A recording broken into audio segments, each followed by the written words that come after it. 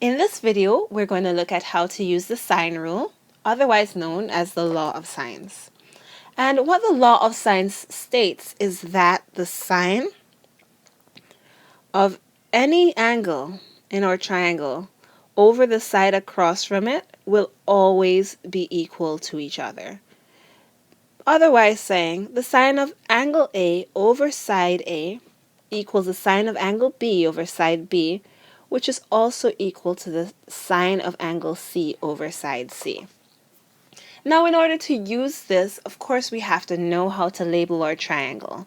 And as I stated in a previous video, it doesn't really matter what you decide to label angles A, B, and C, as long as the sides across, so across from side A, we have little a, lowercase a.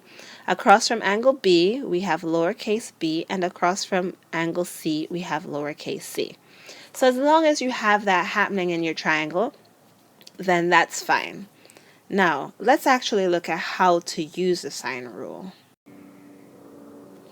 In this example, we have an unknown side, x, that we're trying to find.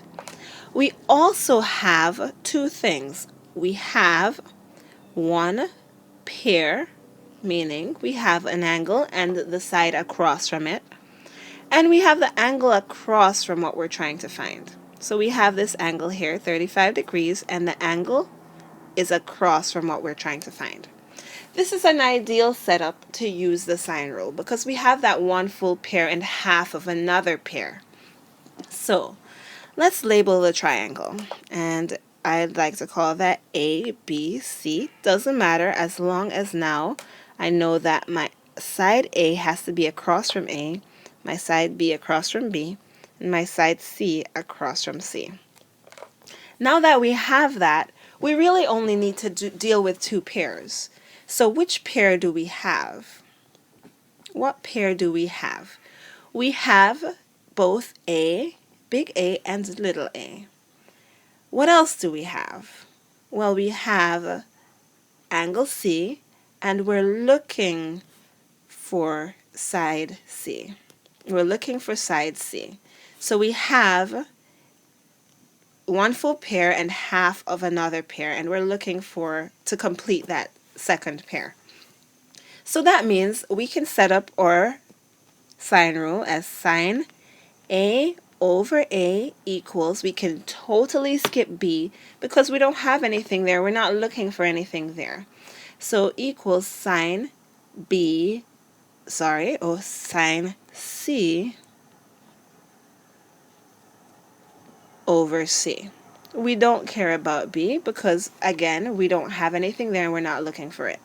So now we can now plug in our numbers into our rule, and we get that sine of angle A, which is 40, and make sure that you have the angle with sine and not the side.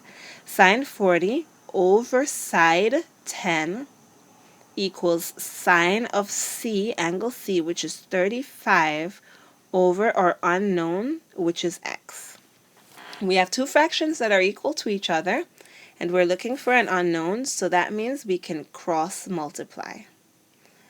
And on the left side, let's say I have that first. So on the left side, I have x times sine 40 is equal to, and on the right side, I can have 10 times sine 35. Now at any point you can simplify this, but I like to see everything as accurate as possible, so I'm not going to simplify anything until the very end. Now, we're trying to isolate the x, so in order to do that, I would have to divide both sides by sine 40, and that will get us to isolate the x on the left side. So now I'll have x is equal to 10 sine 35 over sine 40. You can plug that directly into your calculator, as I'm about to do right now, and you should get that 10 times sine 45 over sine 40 is equal to 11, approximately 11. And that would be your second side here, your x. X is equal to 11. Well, the sine rule can also be used to find a missing angle. The same things that we spoke about earlier applies. So in this case, what do we have? Well, let's label our triangle first to see. A, B, C. And we have across from A, B, across from B, and C across from... Yes, sorry, the sine of B over B equals the sine of C over C. Why am I completely ignoring A? Well, I'm completely ignoring A because we don't have the angle, we don't have the side, we're not looking for the angle A, we're not looking for side A. So the only things that are relevant is our two pairs that we have information for and we want information for. So now we can plug in and see what happens. So we have sine of angle B, which is something that we don't know, so let's just call it B, over side B, which is 19, equals sine of angle C, which we have here as 40 degrees, over side C, which we have as 14. Now that we have that, two fractions with an unknown in it, we can cross multiply. So on the left, we have 19 times sine of 40 will give us 14 times sine B. Ultimately, we're trying to isolate the B, but before we can isolate the B, we need to isolate the sine B. So we can divide both sides by 14.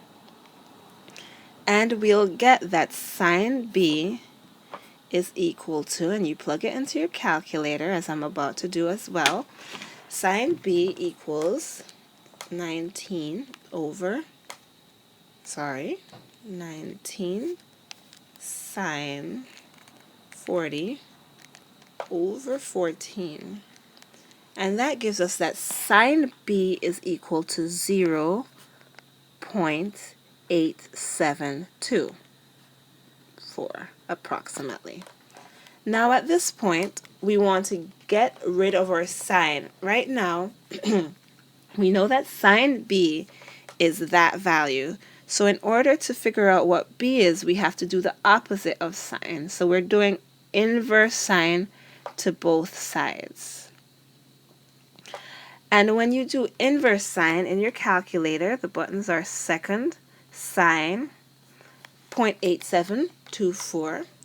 And we should get that the inverse sine of that value, 0.8724, is equal to 60.7 degrees. So our angle B is approximately equal to 60.7 degrees.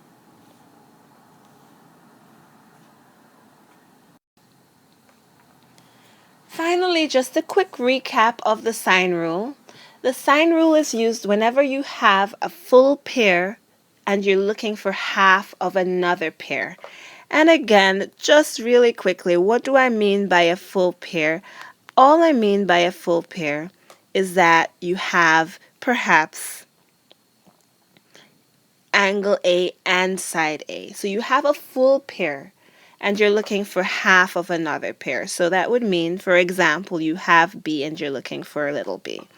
So whenever you have something like that, you are able to use sine rule.